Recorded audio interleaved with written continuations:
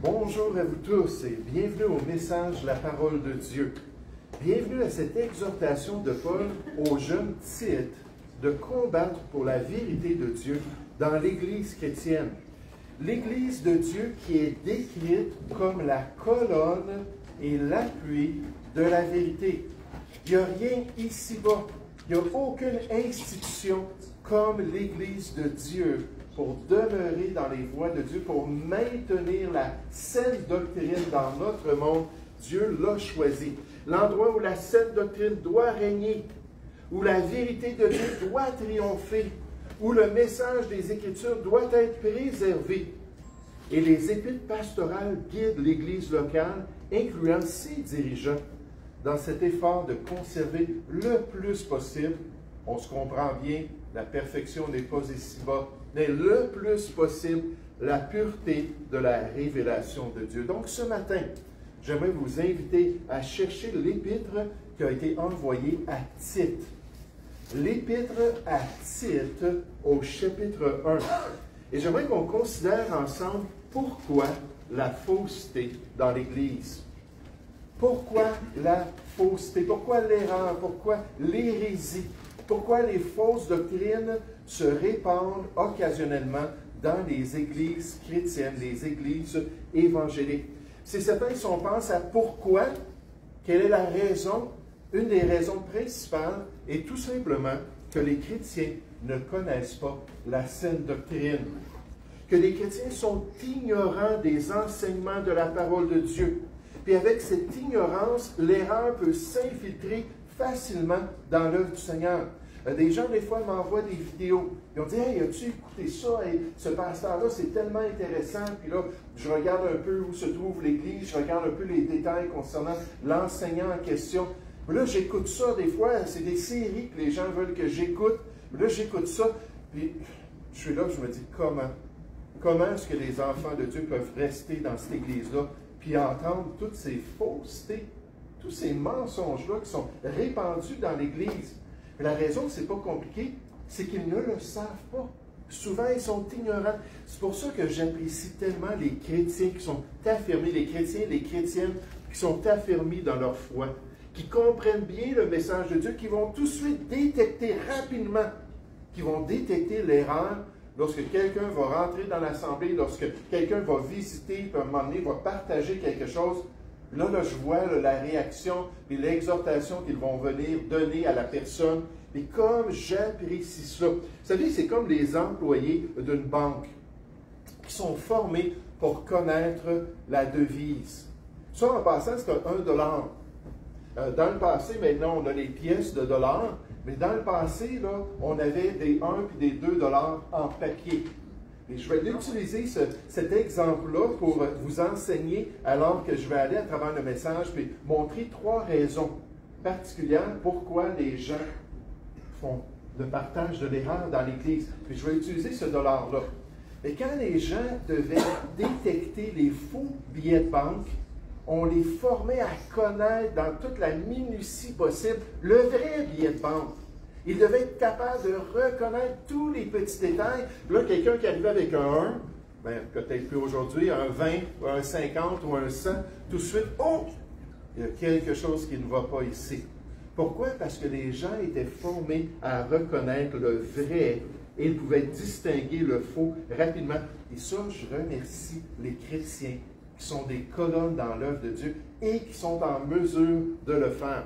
Mais il y a d'autres raisons que l'ignorance, pour montrer pourquoi il y a une poussée pour infiltrer les églises chrétiennes avec l'erreur. J'aimerais qu'on puisse voir cela. Pourquoi cette fausseté-là? D'après Tite, chapitre 1, à partir du verset 10. Tite, chapitre 1, 3 choses à remarquer, 3 choses à garder à l'esprit concernant cette infiltration de l'erreur. Tite, chapitre 1, au verset 10. Il y a en effet, surtout parmi les circoncis, beaucoup de gens rebelles, de vains discoureurs et de séducteurs. Là, on parle de l'église de Crète, où Tite était pasteur, auxquels il faut fermer la bouche. Ils bouleversent des familles entières, enseignant pour un gain honteux ce qu'on ne doit pas enseigner. L'un d'entre eux, leur propre prophète, a dit, « Crée-toi, toujours menteur, méchant bête, vent paresseux. » Ce témoignage est vrai. C'est pourquoi reprends-les sévèrement, afin qu'ils aient une foi saine et qu'ils ne s'attachent pas à des fables judaïques. On va voir ça tout à l'heure. Il y a des commandements d'hommes qui se détournent de la vérité. Tout est pur pour ceux qui sont purs, mais rien n'est pur pour ceux qui sont souillés et incrédules. Leur intelligence et leur conscience sont souillées.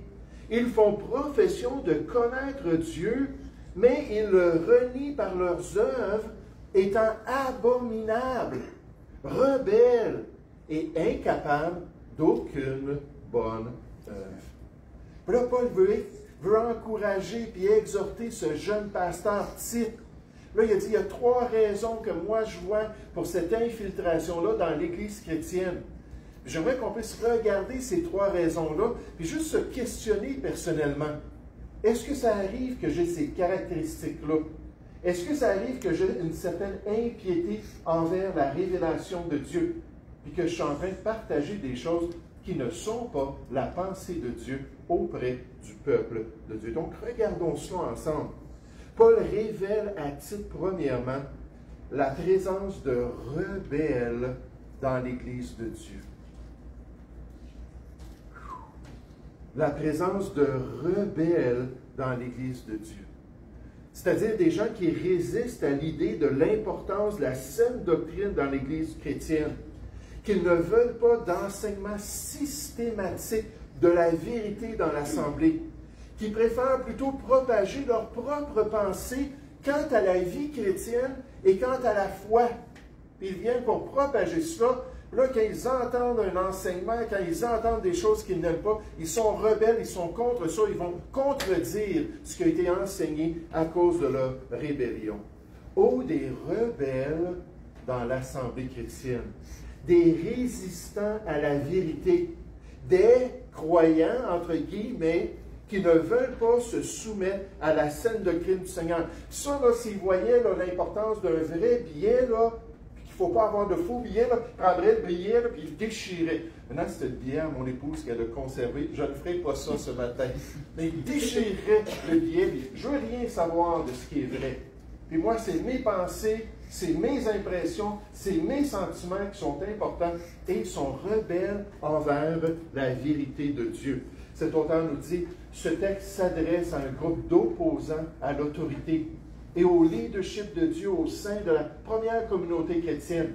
Ces opposants sont décrits comme des rebelles qui devaient être réduits au silence car ils causaient un préjudice important en propageant des erreurs et en corrompant des foyers entiers dans cette Église à Crète. J'aimerais qu'on comprenne ce matin que la meilleure manière de s'attacher à la parole ou à la vérité de la parole de Dieu et de s'attacher au Dieu de la vérité. Avoir une vraie relation avec lui, être certain qu'on est en règle avec lui, être prêt à lui dire comme Saul de Tarse, que veux-tu que je fasse? C'est quoi la vérité? C'est quoi que tu veux changer dans ma vie? C'est quoi que tu veux transformer, renouveler dans mon intelligence pour que je puisse marcher dans la vérité comme un enfant de vérité et accomplir ta volonté?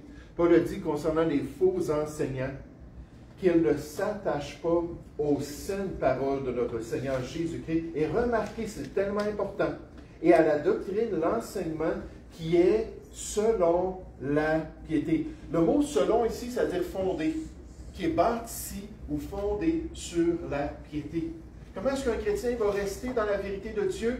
C'est s'il a vraiment un cœur pour le Seigneur. Comment est-ce qu'il va se soumettre à la révélation de Dieu? S'il a vraiment un amour pour Dieu. Jésus a dit que si vous m'aimez, gardez mes commandements, gardez la vérité. Soumettez-vous à mon plan. En fait, dans Jean 8, 32, il a dit que celui qui demeure dans ma parole est vraiment mon disciple. C'est fondé sur une vraie piété. Pas une impiété ou une rébellion, une résistance, sur une piété envers Dieu. Est-ce que vous aimez le Seigneur? Est-ce que vous avez cet élan de cœur-là envers lui? C'est ça la piété. Un désir d'apprendre, un désir de grandir, un désir de lui plaire. un désir de le glorifier ici-bas. Et la Bible nous dit qu'il faut qu'il y ait cette piété-là pour nous permettre d'accomplir la volonté de Dieu. Mais en Crète, quelque part près de là, ce n'était pas du tout le cas. Regardez Tite, chapitre 1, verset 10.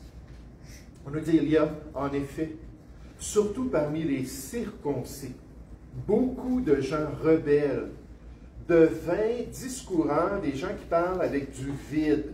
C'est vide aux yeux de Dieu, ça n'a pas de valeur ce qu'ils disent. Et de séducteurs, des trompeurs, auxquels il faut fermer la bouche. Ils bouleversent des familles entières, enseignant pour un gain honteux. On revient à ça dans un instant. Ce qu'on ne doit pas enseigner, frères et sœurs, il y a des choses qu'il ne faut pas enseigner dans l'Église de Jésus-Christ. La Bible nous dit dans Jean 3:1 qu'il n'y ait pas parmi vous un grand nombre de personnes qui se mettent à enseigner, car vous savez que nous serons jugés plus sévèrement. Si tu influences quelqu'un avec tes pensées, un jour tu vas rendre compte devant Dieu. Surtout si ce n'est pas la vérité que tu es en train de répandre, puis tu essaies d'affecter les gens. Maintenant, remarquez qu'on nous parle des circoncis. On nous parle de juifs ou de soi-disant juifs qui avaient cru dans le Seigneur, mais qui en réalité étaient toujours rebelles envers la volonté de Dieu. Regardez au verset 13 de notre passage. On nous dit, ce témoignage est vrai. C'est pourquoi reprends-les sévèrement. Vous savez, la Bible parle de douceur dans l'enseignement. Il parle toujours d'un respect quand le pasteur est en train d'enseigner, quand il est en train même de reprendre, on nous dit ça dans 2 Timothée 4 au verset 2, de reprendre, de censurer avec toute douceur et en enseignant. Moi, je ne frappe pas sur la chair. Moi, je ne veux pas intimider les gens. Mon père, il avait des gros yeux intimidants. Je ne veux pas intimider les gens du tout. Au contraire, je veux les exhorter, les encourager, essayer d'être un modèle, mais juste les aimer et leur dire c'est quoi que Dieu veut. Puis chacun de nous, on va rendre compte au Seigneur un jour. Mais ici, Paul, puis je lisais cette semaine dans mon culte personnel ce passage-là, puis là, ça m'a frappé. Paul lui dit non, il faut des fois être sévère. Il faut des fois être sévère. Je vous donne un exemple. C'est un peu mea culpa. C'est un peu une confession que je fais parce que malheureusement, il y a 3 personnes qui ont quitté l'Assemblée à cause de cet exemple-là. Et c'était qui le coupable? C'était moi. Il y avait un homme qui venait à notre assemblée, puis il venait d'une autre assemblée ici à Drummondville, mais ils n'avaient pas de réunion le dimanche soir, puis il dit « j'ai soif, je veux apprendre plus ». Puis c'est arrivé, on a eu des pentecôtistes, on a eu des gens de l'armée du salut, on a eu des gens un peu de toutes sortes de groupes qui venaient des fois le dimanche soir parce qu'ils n'avaient pas de réunion. Fait que j'ai dit « il n'y a pas de problème, on a une règle, c'est que je sais que ce que vous croyez dans votre assemblée, ce n'est pas tout à fait la même chose. Alors, je t'encourage de ne pas être militant, puis de garder les choses que tu vois entre toi et le Seigneur, puis de ne pas faire de trouble. » Et malheureusement, cette personne-là n'était pas capable. Non, je ne dis pas qu'elle n'était pas capable, ne voulait pas. Puis là, elle non seulement me reprenait, elle venait me voir après la réunion dimanche soir, puis « Hey, pasteur, ce que tu dis, c'est pas vrai. » Puis là, elle me partageait sa perspective. Je disais « OK, ben, tu pensais à tel passage, as-tu regardé tel verset qui montre que ce que j'ai dit, c'est légitime, tout ça. » Puis là, elle ne voulait jamais rien savoir, puis c'était correct. Ça ne me dérangeait pas qu'elle me reprenne moi. Mais là, elle a commencé à parler, puis à partager ça. On n'est pas beaucoup le dimanche soir, mais à partager ça avec d'autres mondes. Là, il y avait un nouveau sauvé qui l'a comme pris un peu sous ses ailes. Puis là, il partageait ces choses-là. À un moment donné, après la réunion, les gens s'en vont. Lui, il est là avec ce nouveau sauvé-là. Puis je m'en vais avec un autre frère qui avait des réprimandes à me faire. Il y avait des choses à me dire, tout ça. Là, il m'a partagé là, ce qu'il avait sur son cœur. Pas de problème. Je reviens. Puis là, je vois cette personne-là en train de parler encore, disant des choses que j'ai dit. Je ne veux pas que tu parles de ça ici. Là, je suis allé le voir. Je n'ai pas fait de juron. Je n'ai pas levé la voix d'une manière extraordinaire. Mais au lieu de le prendre personnellement, ça a été ça mon erreur. Je lui ai dit devant les 2 personnes qui avaient entendu ce qu'il avait dit, j'ai dit, tu n'aurais pas dû dire cela. Je t'ai assez averti. Ça n'a pas d'allure là, que tu n'apprennes pas puis que tu viennes partager ces choses-là dans notre assemblée. Donc, d'après Tite 3 au verset 10, il faut donner 2 avertissements à celui qui vient pervertir l'enseignement. Donc, voici la première. Il a quitté, puis les 2 autres hommes ont quitté aussi. Fait que c'était mon erreur de ne pas le prendre personnellement. Mais là, je vois que le fait de lui dire « Hey, c'est sérieux ce que tu fais », sans être irrespectueux envers la personne, mais ça dit de les reprendre sévèrement afin qu'ils aient une foi saine, qu'ils voient leur erreur. Verset 14, et qu'ils ne s'attachent pas à des fables judaïques, des fabrications humaines, des traditions des pères et à des commandements d'hommes qui se détournent de la vérité. C'est exactement ce que Jésus a reproché aux chefs religieux à son époque. Il a dit dans Matthieu 15 au verset 8, « Ce peuple m'honore des lèvres, mais son cœur est éloigné de moi. » Il n'y avait pas de piété là, envers Dieu. Son cœur est éloigné de moi. C'est en vain qu'il m'honore en enseignant des préceptes qui sont des commandements d'hommes. Puis quand ce n'est pas la parole de Dieu, mais c'est ma parole que je suis en train d'enseigner ou la parole de telle et telle personne, puis ça contredit ce que Dieu dit, mais là, il y a un problème de cœur. Parce que ce n'est pas fondé sur une piété envers Dieu pour accomplir la volonté de Dieu. J'ai écrit un livre il y a quelques années qui s'intitule « Des commandements d'hommes ».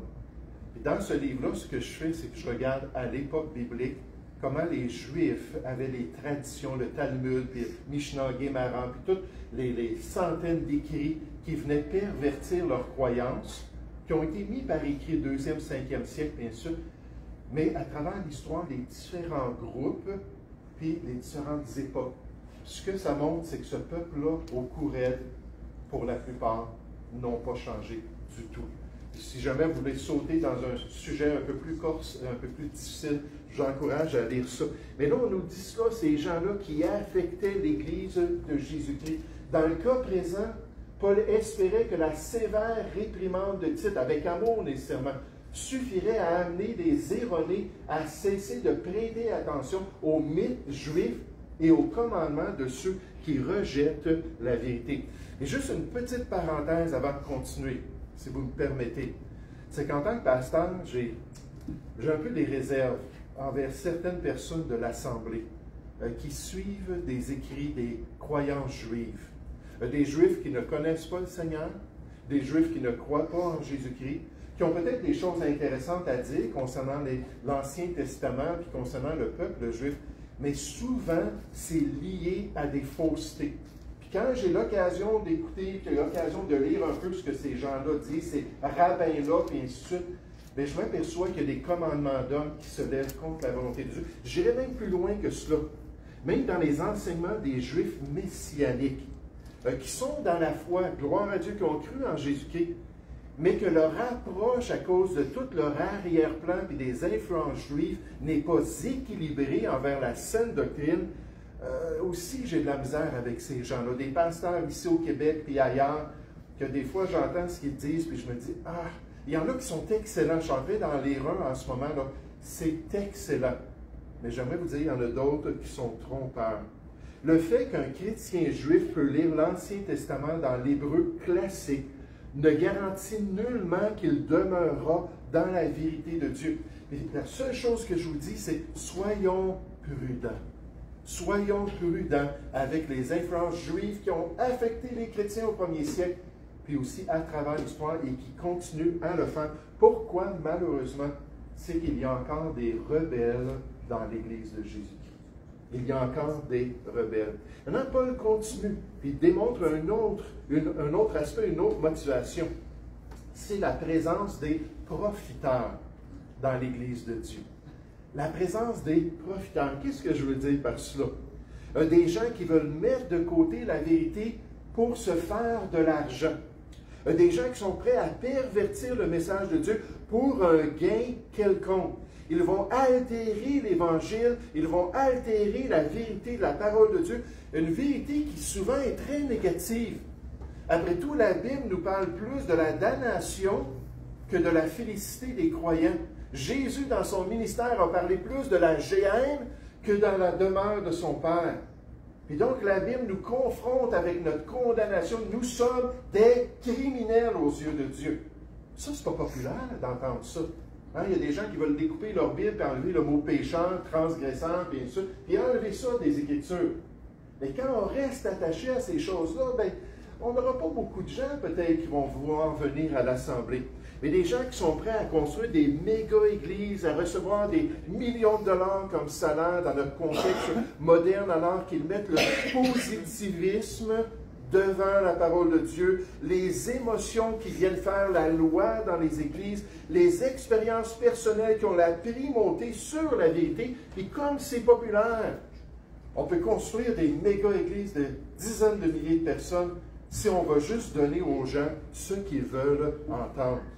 Puis pour ces personnes-là, lorsqu'ils regardent le vrai billet, la vraie devise, ils disent si seulement je peux trouver comment imprimer de faux. Parce qu'une fois que je vais en imprimer des faux, là, je vais l'imprimer, l'imprimer. Là, je vais faire une fortune avec ça, sans rester dans le vrai. Parce que le vrai, tu ne peux pas les imprimer toi-même, c'est impossible. Ils sont prêts à faire ça pour faire de l'argent. Regardez dans Tite, chapitre 1, au verset 10. Il y a en effet, merci de votre patience, frères et sœurs, surtout parmi les circoncis, beaucoup de gens rebelles, de vains discourants, de séducteurs dans l'Église de Jésus-Christ, auxquels il faut fermer la bouche. Ils bouleversent des familles entières, enseignant pour un gain honteux ce qu'on ne doit pas enseigner dans la vraie Église de Jésus-Christ. L'un d'entre eux, leur propre prophète, dans le fait c'est un poète grec, mais on l'appelle un prophète ici, a dit « Crée-toi toujours menteur. Ah, je suis prêt à être malhonnête. Je suis prêt à être croche dans mes croyances. Je suis prêt à enseigner l'erreur si je peux m'en mettre dans les poches. Crée-toi, les Crétois étaient comme ça, toujours menteurs. Hein, on les décrit comme des méchantes bêtes, des ventres paresseux parce que de rester attachés à la vérité puis d'enseigner la saine doctrine et que ça prend de l'effort. Hein, pour vraiment le sonder et dispenser droitement la parole de Dieu. Puis là, ils ne sont pas prêts parce qu'ils sont paresseux. Verset 13, ce témoignage est vrai. C'est pourquoi reprends-les sévèrement, afin qu'ils aient une foi saine, sans contamination, une foi en bonne santé, et qu'ils ne s'attachent pas à des fables judaïques, à des commandements d'hommes qui se détournent de la vérité. Il dit des profiteurs, des faux enseignants devaient recevoir l'ordre de ne pas enseigner certaines choses, de peur d'être excommuniés. Encore une fois, Paul condamnant les motivations de faux enseignants. Ils étaient intéressés surtout par un gain malhonnête, au détriment de qui? Au détriment des chrétiens, au détriment de ceux qui cherchent Dieu, de ceux qui veulent bien venir dans leur assemblée, pour recevoir la bénédiction de Dieu, pour être guéris de leur maladie, pour avoir du succès dans leur vie, peu importe ce qu'on leur présente. Là, ces gens-là viennent et disent, oui, mais si tu veux que Dieu agisse, il va falloir que tu sortes ton argent de tes poches parce que ça prend des contributions pour que Dieu agisse. Là, ils viennent pour profiter des gens, pour dérober les gens. Paul, dans sa description des faux enseignants, nous dit, leur vaine discussion d'hommes, corrompus d'entendement, privés de la vérité. Hein, ils sont là dans l'Église de Jésus-Christ. On nous dit, et croyant que la piété est une source de gain. Le ministère chrétien, c'est pour devenir riche. C'est pour ça qu'on va dans le ministère chrétien. Vous savez, mon père m'a toujours dit cela. Quand je lui ai dit que j'étais devenu un pasteur, il dit, tu veux devenir riche? Là, lui, il connaissait des gens là, qui faisaient des millions de dollars à chaque année. Là. Il dit, toi, là, il dit, tu vas avoir un manoir avec une voiture de l'année très luxueuse. Puis c'est ça ta motivation? J'ai dit, papa, je suis désolé. C'est pas dans une église comme la nôtre que je vais devenir riche. C'est pas une méga église. Puis tout à travers les années, c'était toujours ça qu'il voyait. Tu veux devenir riche.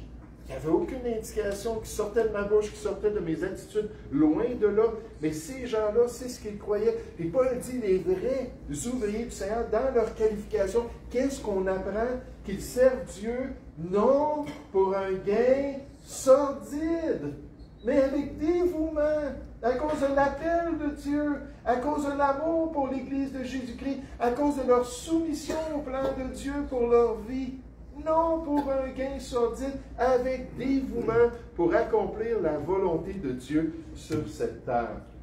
Paul fait référence à une déclaration de l'ancien philosophe crétois Épiménide, soulignant la tromperie et l'avidité attribuées aux Crétois pour étayer sa condamnation de ces faux enseignants qui étaient rentrés dans l'Église de Dieu. Là, je me suis arrêté, j'ai pensé à cela. Est-ce qu'on a des exemples dans les milieux évangéliques?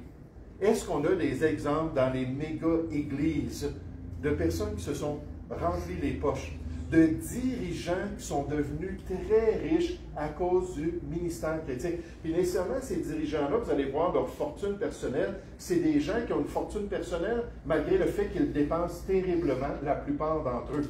Donc, s'ils ont tant d'argent que ça, c'est parce qu'il y a beaucoup plus que ça qui rentre et qui sont capables de garder dans leur poche. Mais la caractéristique, c'est que ce sont des gens qui font des compromis au niveau de l'enseignement biblique et au niveau de la vérité de Dieu. Kenneth Copeland, 760 millions, c'est américain. 760 millions, sa fortune personnelle. David Oyedepo, 150 millions de dollars. Chris Oyakhilome, 126 millions de dollars. Hey, je ne suis pas encore là, je ne suis pas rendu encore là, dans cette liste-là, personnellement. Pat Robertson, 105 millions. On voit que ce n'est pas tout à fait à date. Pat Robertson n'est plus de ce monde. Mais quand même, il avait une fortune de 105 millions. Stephen Furtick, 100 millions de dollars. Benny Hinn, 60 millions. Hey, je te dis, son manteau est efficace pour faire rentrer l'argent. Quand il frappe les gens, l'argent tombe de leur poche. Et ensuite, Joel Osteen, 40 millions de dollars. Lui qui fait plus de 3,5 millions par année. Comme je vous dis, il dépense. Mais il a quand même 40 millions d'accumulés comme fortune. Et malheureusement, il y a des gens comme ça. Donc, on voit qu'il y a des gens qui sont rebelles envers Dieu. Il faut être capable de les détecter par leurs paroles, leurs attitudes, la manière qu'ils traitent les Écritures. Il y a des gens qui sont profiteurs dans l'Église de Dieu, que Dieu nous garde de ces tromperies-là dans son œuvre. Mais pour terminer, et je pense que c'est très important de comprendre ça, c'est qu'il y a aussi la présence de non-sauvés dans l'Église de Dieu et dans des positions d'influence. C'est surtout ça qui est important. Dans les grands parleurs, les personnes qui vont influencer l'Église de Dieu. Une des explications que Paul partage à son jeune protégé dans le ministère, je parle de Tite, pour la présence d'erreurs dans l'Église, est le fait qu'évidemment, dans ces enseignants fâcheux-là, il y a des gens qui sont tout simplement pas sauvés. Ils vont dire « Seigneur, Seigneur », puis la Bible nous dit dans Matthieu 7, 21 qu'ils n'entreront point dans le royaume des cieux. Jésus va dire « Éloignez-vous de moi, je ne vous ai jamais connu. » Et pourtant, ils sont là, puis ils affectent les chrétiens, puis ils viennent enseigner, puis ils viennent propager leur erreur pour détourner les gens de la vérité de Dieu. Eux qui sont toujours dans les ténèbres, qui ne sont jamais passés à son admirable lumière, et qui sont là comme les propagateurs de l'erreur dans l'Église de Jésus-Christ. Regardez dans Tite, chapitre 1, au verset 13. « Et ce témoignage est vrai concernant les Crétois, concernant le ministère là-bas en Crète. C'est pourquoi reprends-les sévèrement, afin qu'ils aient une foi saine, et qu'ils ne s'attachent pas à des fables judaïques et à des commandements d'hommes qui se détournent de la vérité. » Puis là, il dit, regarde là, tout est pur pour ceux qui sont purs, ceux qui ont été purifiés par le Seigneur. Acte 15, 9, on est purifié quand on met notre foi en Christ. Tout est pur pour ces gens-là. Mais rien n'est pur pour ceux qui sont souillés et incrédules, qui vont venir pousser des règlements selon leur perspective, selon leur impureté personnelle, selon leur compréhension souillée, des pratiques qui sont poussées par ces Juifs inconvertis. Il dit leur intelligence et leur conscience sont souillées. Ils font profession de connaître Dieu aux yeux des gens, mais ils le renient par leurs œuvres, étant abominables, rebelles, incapables d'aucune bonne œuvre. Puis dans le chapitre 2, verset 1, il dit, pour toi, cher Tite, qui connais le Seigneur, dis les choses qui sont conformes à la saine doctrine. Enseigne donc de la vérité de Dieu dans l'Église de Jésus-Christ.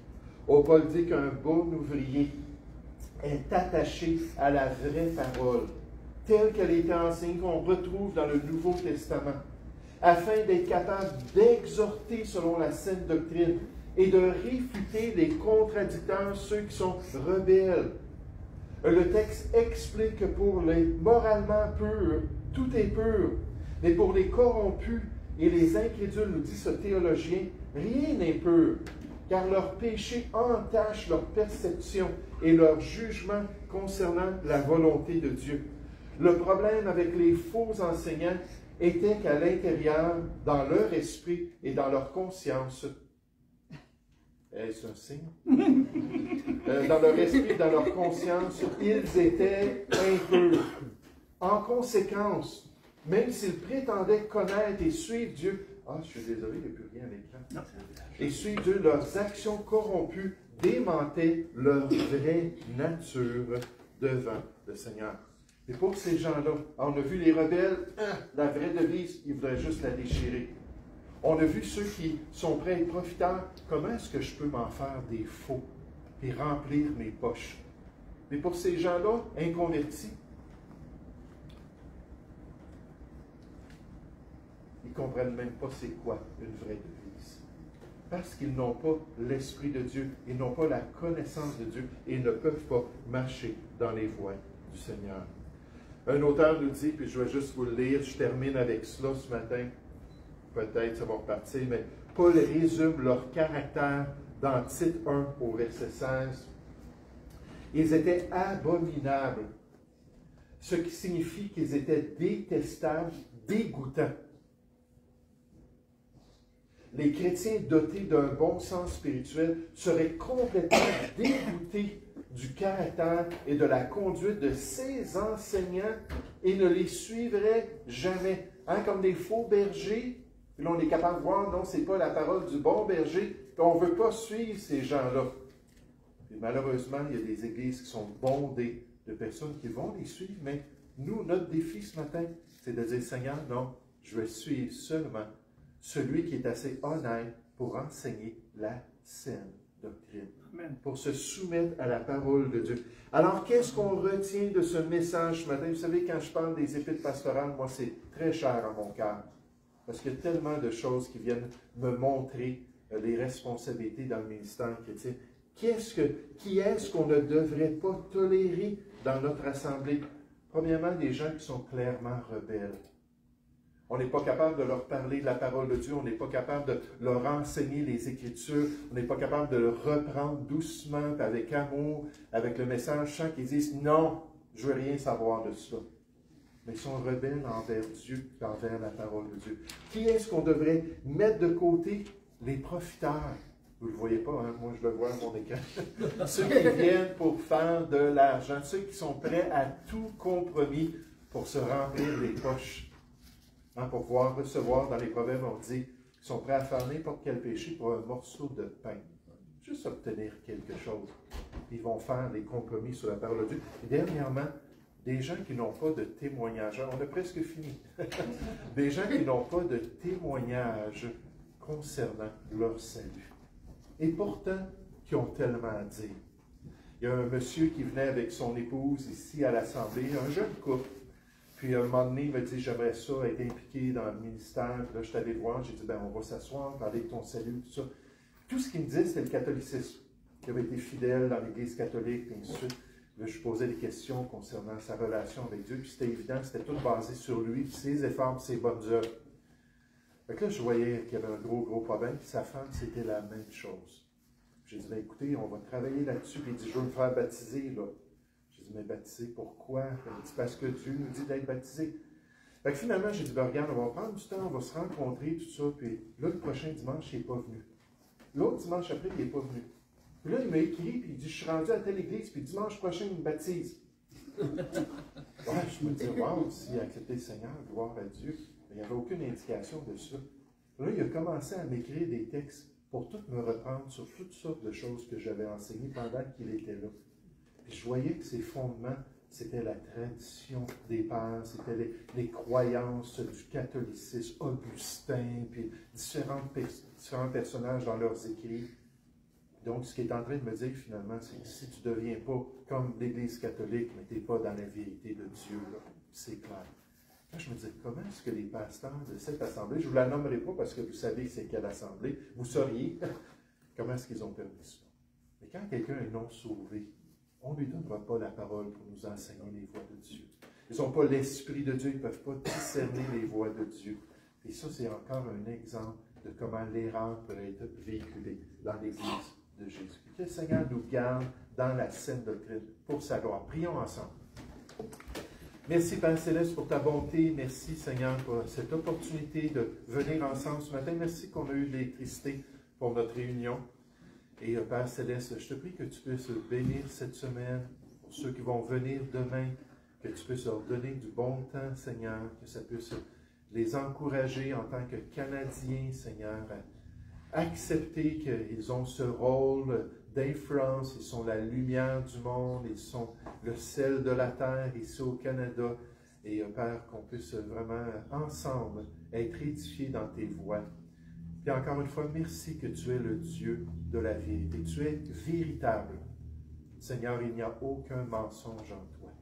Aide-nous à demeurer dans la vérité. Nous te prions au nom du Seigneur Jésus. Amen. Je vais vous demander de vous lever. On va chanter le numéro 122 en terminant. Je sais que dans le nord, je crois que c'est dans le nord de l'Ontario. Je disais ça cette semaine, il y a un gros feu de forêt. C'est juste à côté d'une grosse centrale hydroélectrique qui fournit un bon pourcentage d'électricité au Québec. Quand j'ai vu ça, ça hésitait. Je me suis dit, est-ce que peut-être le feu de forêt aurait affecté?